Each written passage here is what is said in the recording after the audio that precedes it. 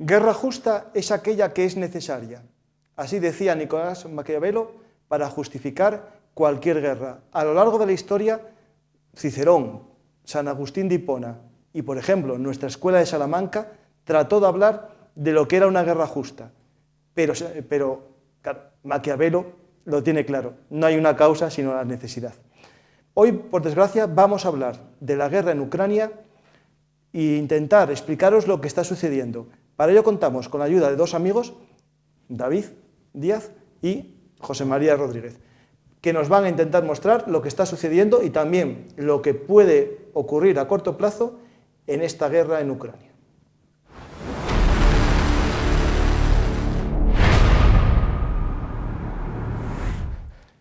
Hola a todos, vamos a intentar explicaros lo que sucede en el Donbass, que es el escenario de esta guerra. Ya no podemos hablar de una guerra en toda Ucrania, sino que estos últimos meses se centra casi todos los combates en la misma zona, en el Donbass. De norte a sur, en las regiones de Donetsk y Lugansk, vamos a intentar explicaros lo que está sucediendo. Nos centraremos especialmente en la ciudad de Bakhmut, que es el centro de atención de todo el mundo, pero a veces la guerra no es donde nos hacen mirar, sino en otros lugares. Vamos a contar en esta explicación, primero con José María, que nos dará una descripción de las ciudades y escenarios de las batallas, y David irá puntualizando cosas. Y pasaremos después al tema de las armas que puedan entrar en combate. ¿Qué tal, José María? Hola, ¿qué tal? Muy bien. Nada, pues me preguntas que cómo están los frentes. Bueno, pues te digo que están más o menos estacionarios con respecto a lo que venía ocurriendo los últimos días y semanas. Ahora bien, que estén estacionarios no significa que no haya combates, no, es que está habiendo combates intensísimos y salvajes, especialmente en dos localidades, que ya una de ellas es ya más que conocida por todos, Bakhmut, pero luego hay otra localidad más al sur, llamada Avdiivka, nombre complejo, en la cual también están teniendo unos combates de similar intensidad o mayor a los de Bakhmut. Lo que pasa es que esa ciudad no ha adquirido ese rango de símbolo que Bakhmut adquirió. Y bien, y en los dos lugares se repite un poco el mismo esquema. Son dos localidades que los rusos intentan rodear infructuosamente de momento. Los ucranianos se resisten en ellas y se resisten a ser cercados. En los dos lugares los rusos intentan crear un cerco, pero ese cerco no logra... Para que nos hagamos un poco la idea posicional, la ciudad de Avdiivka se sitúa cerca de Donetsk, la ciudad de Donetsk, en las afueras. Podemos decir que es un barrio residencial de Donetsk. El comienzo de la guerra, lo sabéis todos, que es por el reconocimiento, en primer lugar, de Rusia, de que Donetsk y Lugansk son repúblicas independientes, y la promesa de que recuperasen el Oblast completo, es decir, la región completa que no tenían en control en febrero del 2022. Un año después siguen los combates por recuperar supuestamente el territorio de esos Oblasts. El caso de Donetsk sería esta lucha de Avdiivka y también, por ejemplo, Budear, que también es esa zona. Bueno, está más al sur Budear. Sí, pero es también esa zona. Está forma del área de Donetsk. Luego está Marinka también, otra ciudad de la que se habla poco, pero que esa ha experimentado ya el mayor grado de destrucción conocido y posible, porque ahí en Marinka parece que ha caído una bomba nuclear, pero se sigue luchando en ella, que eso es lo más llamativo, se sigue luchando por cascotes nada más, ¿no? Pero ya luego, yéndonos a Bakhmut, que es el lugar que acapara la atención ya mundial, porque se ha constituido en un símbolo, ya el valor estratégico ya es marginal. A ver, hará como 15 días o así, se extendió casi el rumor, o se extendió la corriente de opinión de que Bakhmut iba a caer, y se extendieron noticias como muy deprimentes acerca de la situación, y es verdad que estaba en una situación muy delicada, pero yo creo que ahí los ucranianos, digamos que tomaron conciencia de esa situación y tomaron la iniciativa, y ahora mismo las tornas han cambiado. Vamos a ir justo de Bakhmut, que es un ejemplo de combate urbano. David, hace poco vi un programa contigo en un canal muy potente de YouTube en el que comentabas características del combate urbano. Es interesante que veamos ese escenario porque en el arte de la guerra, a lo largo de la historia, los campos de batalla eran batallas campales fuera. A veces se asediaban ciudades como parte de una, digamos, batalla, pero para debilitar al enemigo. pero sería ya en el siglo XX y sobre todo este siglo XXI cuando la ciudad se convierta en el escenario. De hecho, ya hace tiempo ya los teóricos militares hablan de que el campo de batalla del futuro serán solo ciudades, es decir, van a ser megaciudades también y serán combates urbanos. ¿Qué características podemos describir o puntualizar de un combate urbano? Sí, bueno, realmente vienen desde la Segunda Guerra Mundial, es cuando se empieza a dar importancia a los combates urbanos, porque las ciudades están situadas habitualmente en cruces de carreteras, cruces ferroviarios, son puntos logísticos. Las ciudades raramente están construidas solas por ahí por el mundo y no tienen ninguna importancia. Los humanos nos agrupamos en lugares que nos facilitan la vida, suelen tener agua, suelen tener facilidades de vida, y entonces son lugares importantes. El combate, lo que te permite controlar una ciudad o no, es precisamente controlar las comunicaciones. Y si las defiendes, se lo impides al enemigo. La ciudad tiene ventajas e inconvenientes, como todo en la guerra. Te da muchas posibilidades para la defensa, es más dificultosa para el que ataca, porque tú tienes muchos lugares, el que defiende tiene muchos lugares donde refugiarse. El escombro te ayuda también, hay subterráneos, puedes luchar en alturas, tienes pasillos, tienes edificaciones, calles, embudos, puedes poner trampas, es un lugar dificultoso para meter blindados, por ejemplo, que en campo abierto con los blindados avanzas mejor. Y la artillería es más difícil que te pueda alcanzar, igual que la aviación. No es tan fácil para la aviación bombardear una pequeña posición en una esquina de una calle o una casa concreta.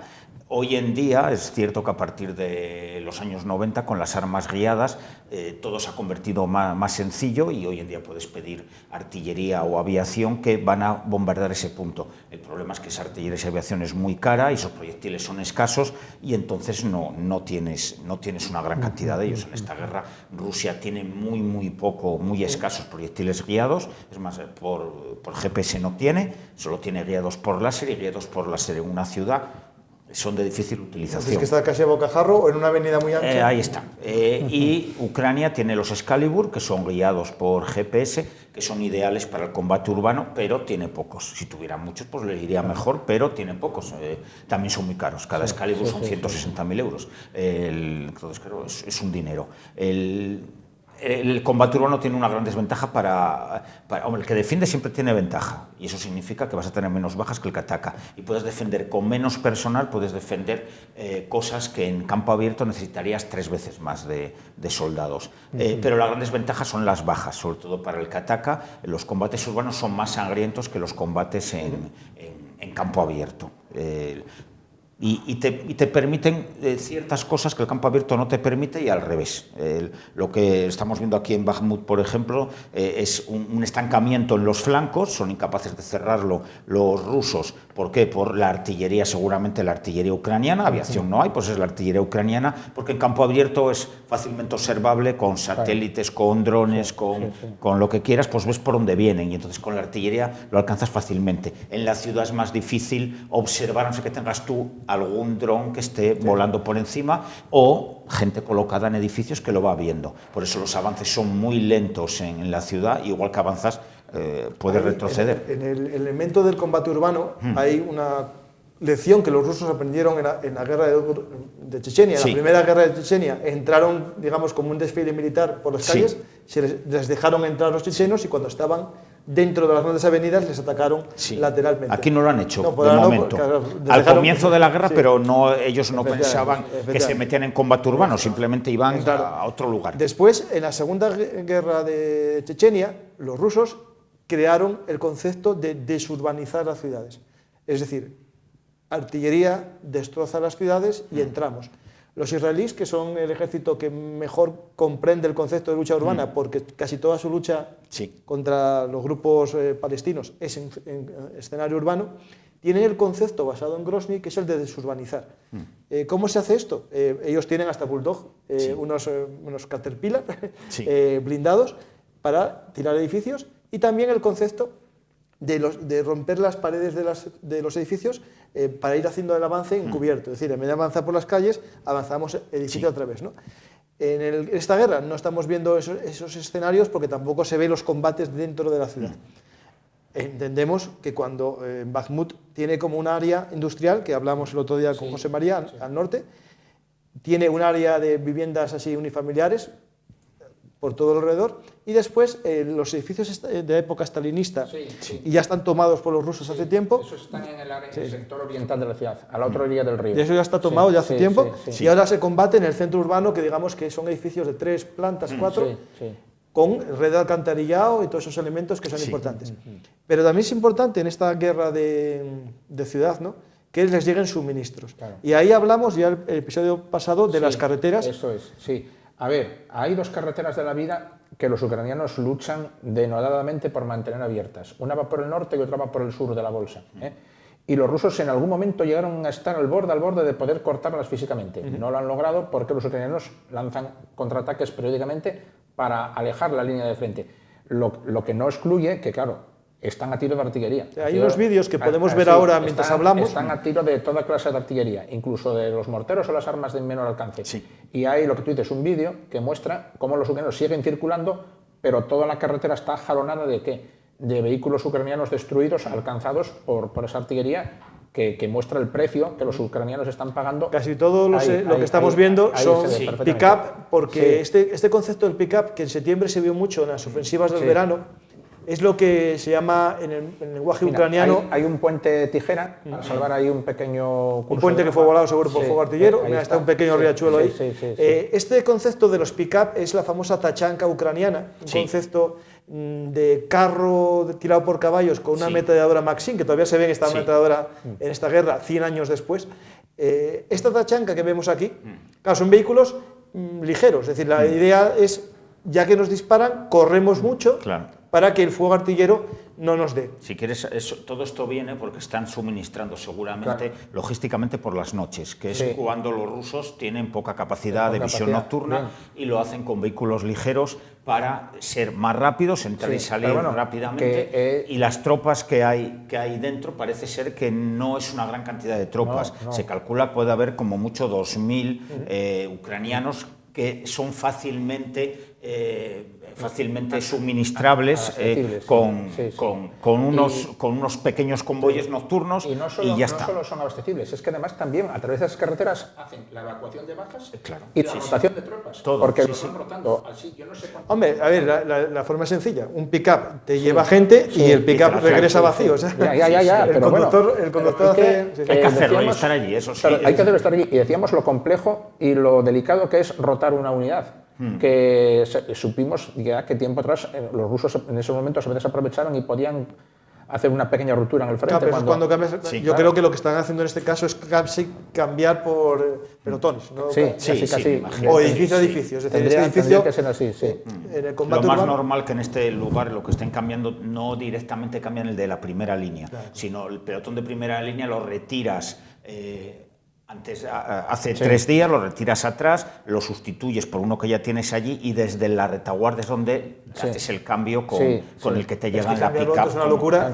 Bueno, el cambio de primera línea se hace y es algo que está estudiado y se puede hacer, pero en este caso de aquí yo no lo haría así. Seguramente lo harán de la forma que ellos estudian. Aquí la cuestión es que, desde luego, los rusos no querían verse atrapados en esta clase de lucha, pero al final no les quedó más remedio, puesto que una vez que ya se ven incapaces de cerrar la bolsa, porque ahora ya parece muy claro que la bolsa no va a poder, ellos no la van a poder cerrar, ahora no les queda más remedio ya que si quieren tomar algún día la ciudad, va a tener que ser mediante el procedimiento lento, costoso, sangriento, de calle a calle. Y yo creo que los ucranianos iban a eso.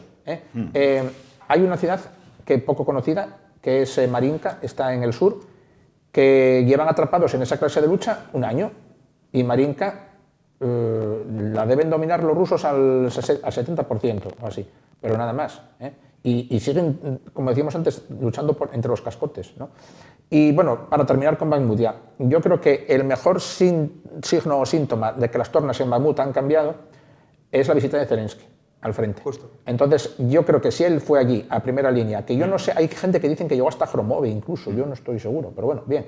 Él estuvo allí, no cabe duda, y si él estuvo allí digamos, dando moral a las tropas, eso significa que son conscientes de que Bakhmut va a aguantar. Hay que recordar una cosa interesante, Zelensky va, no a primera línea, pero cerca, en una nave industrial, Sí. da medallas a los soldados, algo que ya había hecho en Bakhmut hace tiempo ya, Sí, en Bakhmut. antes Sí. de Navidad. Sí, Sí, sí. sí, sí, sí. Y mientras tanto, Putin estuvo hace poco en Mariupol, de noche, en un coche que no Sí. se sabía muy bien. ¿El tema por qué es? Porque incluso el miedo a los partisanos, es decir, Claro. Zelensky va a un territorio amigo más o menos, Sí. es cierto que se graba el mensaje en diferido y se emite, Bien. no se emite en directo porque Ya. es una locura, Sí. pero en el caso, por ejemplo, de Putin, con la cantidad de partisanos que puede haber en territorio ucraniano tomado, estaba Putin en un edificio, Sí. llaman por unas aplicaciones de móvil que existen tipo Telegram normal, Sí. pero también hay aplicaciones creadas por Ucrania.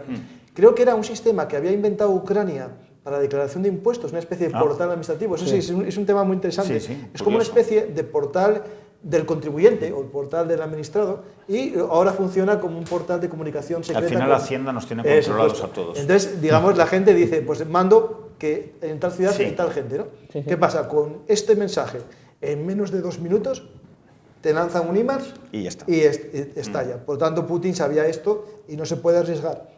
Otra cosa es que ante el mensaje, ¿no?, de que Putin está ahí, ¿qué haría Zelensky? ¿Permitiría fuego artillero contra Putin? Ya, eso está. ¿O no? Porque claro, ¿qué pasaría? Habría que pensarlo Eso es un con tema. calma. Sí, Claro, sí, sí. ¿qué pasaría si muere? Difícil.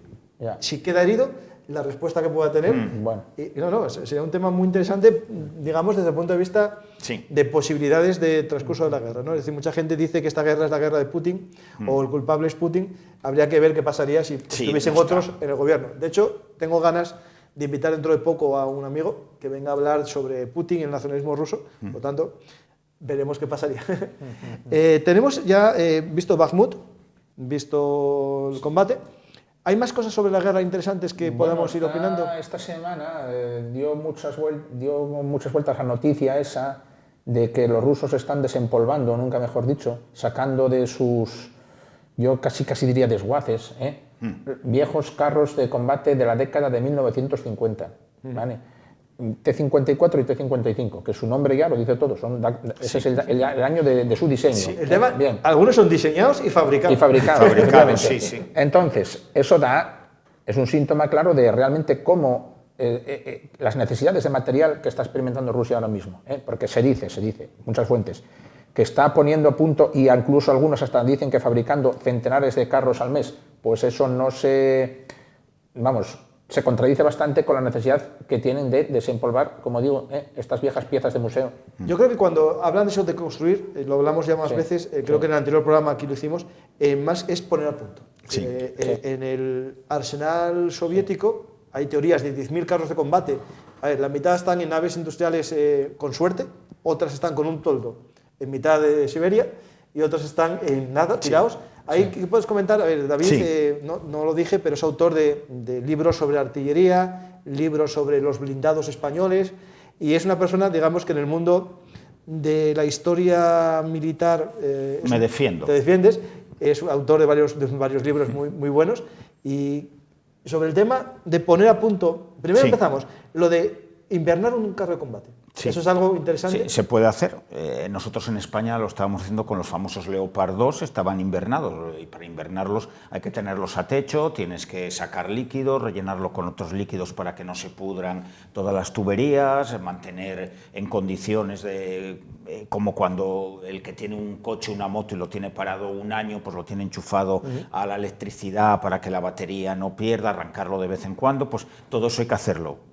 Los rusos algo deben tener así, muy poco, y lo que tenían ya no está, porque lo que se están moviendo ahora son vehículos que estaban en campas, en terrenos, en prados, tirados, y esos obviamente no estaban invernados.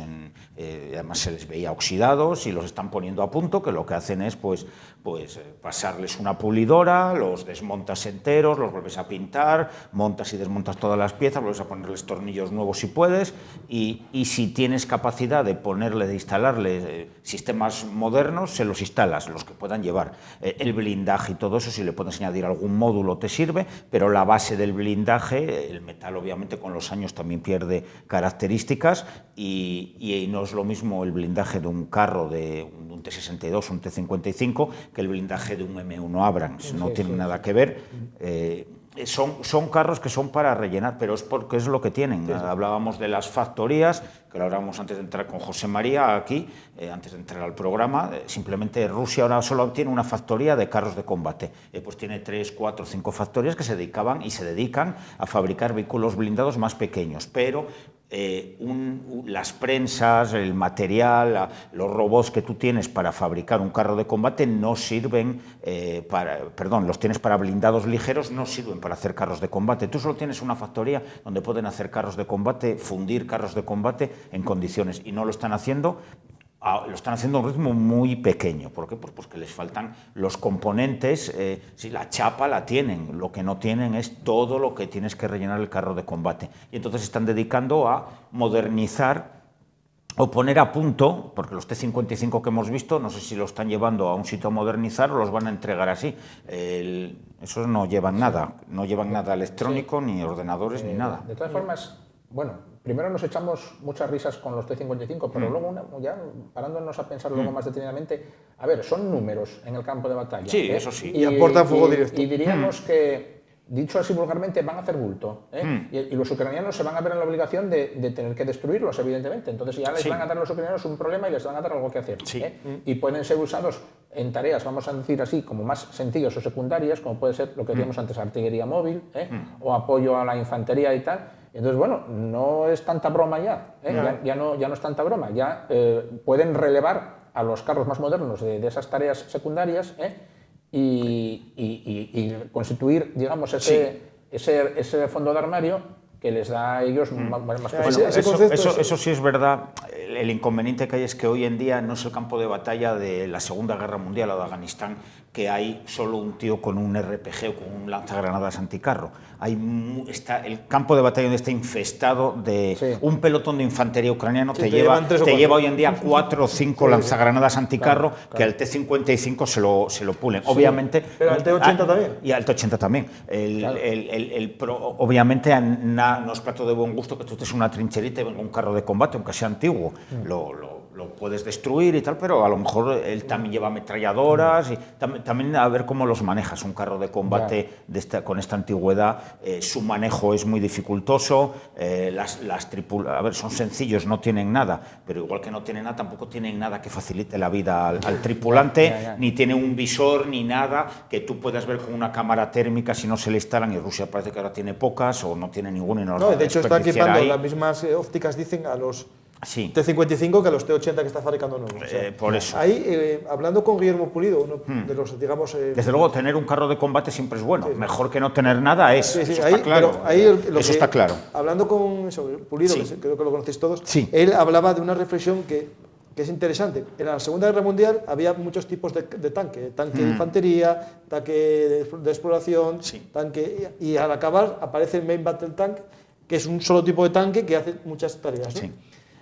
Él lo que dice que parece que con este concepto se va a la versión low cost, que es hacer carros con poca protección para apoyo a la infantería, porque su misión no es luchar contra otro carro. Y ya que no van a luchar contra otro carro y son susceptibles de ser volados por artillería igual que el Caro, de ser atacados por un Javelin igual que el Caro, pues el concepto de hacer muchos baratos en una guerra moderna en la que las armas de destrucción son más baratas que la plataforma para ser destruida, pues el número puede importar, si no te importa que muera la gente que vaya dentro. Que eso es algo que a lo mejor en Occidente no nos podemos permitir el lujo, pero en Rusia, con su mentalidad, que muera gente, pues es menos importante que a lo mejor que muera en Estados Unidos. Pero eso era hace años, en la Guerra Fría. Ahora no es así. Rusia, las personas, aunque les importen poco, no tienen esa masa de soldados que tenían antes. Ahora ya se están viendo, mal que les pese, limitados en ese sentido, que ya no están encontrando gente tan fácilmente, además luego tienen que instruirla, o sea, tú tienes que coger 3 tíos, o quizás el T-55 lleve 4 tripulantes aún. Lleva 4, sí, pues todavía es de 4. Vale, pues ahora tienes que encontrar a 4 tripulantes, instruirlos de alguna manera para que se hagan con el carro, y bueno, eso es un proceso también. Me imagino que todo lo que sea mecánico es más fácil que lo que sea electrónico. Pero tienes que instruirte igual.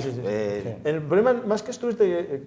Es más, te digo una cosa, es más difícil en estos carros más antiguos, porque todos los sistemas ópticos que llevan, no llevas ningún aparato electrónico que te facilite la puntería. Tú en un carro actual, normal, incluyendo los T-80 o T-72, tú tienes un joystick, ajustas la mira y el ordenador te calcula directamente la elevación del cañón, el ángulo de tiro, la velocidad del viento y el cañón se sitúa automáticamente sobre el blanco. Este no. Tú tienes un visor y tienes, oye, ¿a cuánto estará? A ver, a 300 metros, a 400, tira, ¡pum! No, hemos fallado otra vez, vuelve. Ya, bueno.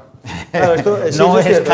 tan sencillo. Claro, a veces no es tanta ventaja tener un... No, Claro, lo único no que... disparan en movimiento tampoco. No dispara en movimiento. Está estabilizado, pero... No, dispara mal en movimiento. Hasta 10 pero kilómetros por viendo hora, nada. escenas que vimos, claro, disparan es un muchas veces, vehículo antiguo. disparan ya al está. tuntún y el donde dé. Claro, no estamos, es igual que cuando vimos el famoso Terminator, que lo vendían como el vehículo Sí. de Definitivo. combate urbano y Sí, tal. sí. Las veces que se vio, disparaba en parábola. Sí. Porque lo usan como... Nadie Para dispara... cortar árboles. Sí, bueno, sí, sí. realmente esas imágenes que hemos visto eran propaganda. Eran propaganda, Estaban sí, sí, disparando sí, a sí. un bosque por hacer propaganda, ya está. Sí. Bueno, No salvo lo que hemos, sea para la realmente lluvia en de combate madera, no ¿no? lo hemos visto. No, Yo no. creo que no hay imágenes de él realmente en combate, del Terminator.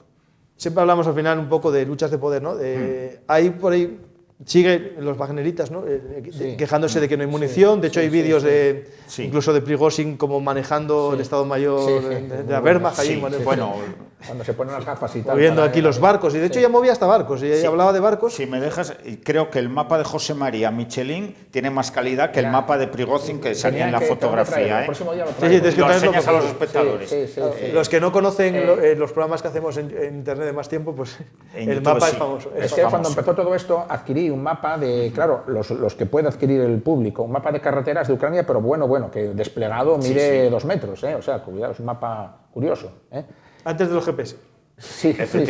Pero bueno, bien, está todo en él, o sea, las casas, está todo, que es un muy prolijo ese mapa, porque claro, salen todas las pequeñas aldeas y tal, y están ahí. Y volviendo al tema de Prigozhin o los juegos de poder y tal, que, a ver, entronca con el asunto de Bakhmut.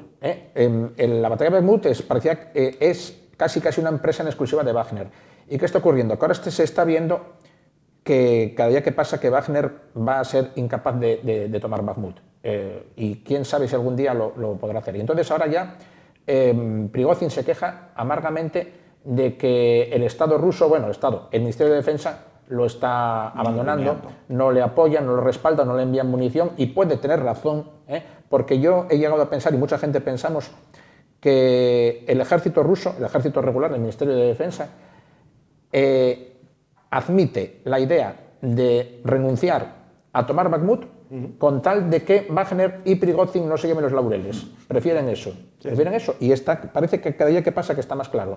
Porque tomar Bakhmut no va a cambiar la guerra, pero claro, Wagner y Prigozhin, si Bakhmut cae, se llevarían la palma, todos los honores, y eso el Ministerio de Defensa ruso eso no lo puede soportar. De hecho, esta semana, una cosa, ¿vas a hablar de Prigozhin? No, iba a dar solo una cosa por terminar.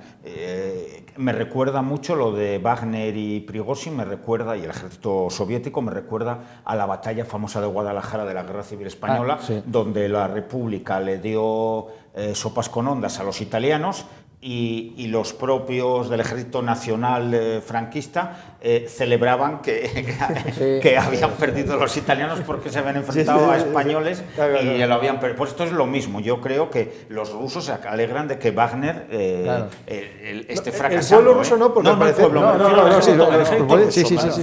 no el pueblo. Sí, porque el pueblo, lo que sabemos es casi admira más a los wagneritas que a su ejército. De hecho, lo único ya para finalizar, la visita de Xi Jinping a Rusia parecía que iba a apoyarle, da un plan de paz que realmente es casi, hay ya rumores de desmilitarizar una parte del Donbass y dárselo el resto a Rusia. ¿Qué creéis vosotros si tiene futuro una alianza o por lo menos una entrega de material de China a Rusia? Para mí no, soy breve, no. El chino ha ido allí, Putin obviamente tenía una lista de la compra, el chino le ha dicho que no, porque a China no le interesa mezclarse en ese tema. China está nadando y guardando la ropa y se está aprovechando, y cuanto más se empobrezca y peor le vaya a Rusia, mejor le va a ir a China. China ya está en otro mundo. Yo tengo mi teoría de que son aliados, pero...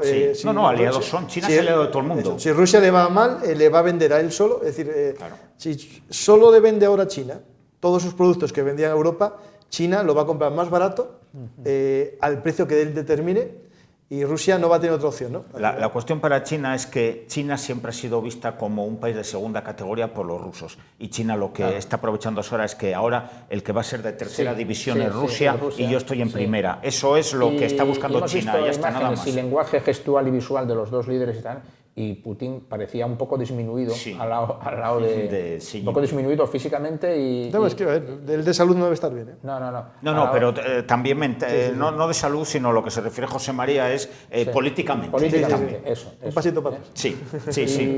Y bien, y yo creo que fue evidente. Y a mí algo que puedo dejar ya para finalizar en Juegos de Poder es que justo el día que Xi Jinping visita Moscú, el primer ministro japonés visita Ucrania.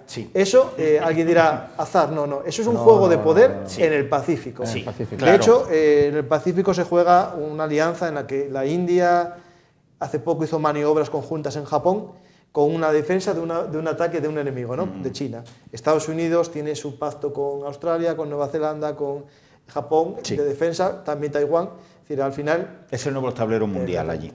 Un día tendremos que hablar de China y de ese juego, digamos, del Pacífico. Ya para finalizar, David, muchas gracias.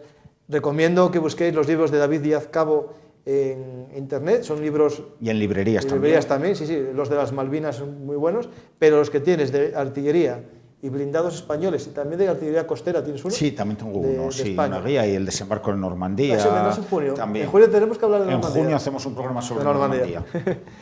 Y nada, José un placer María, estar aquí con vosotros dos, como siempre. Y José María, muchas gracias como siempre. Nos veremos otras veces para intentar explicar lo que sucede en el frente de batalla de la guerra de Ucrania.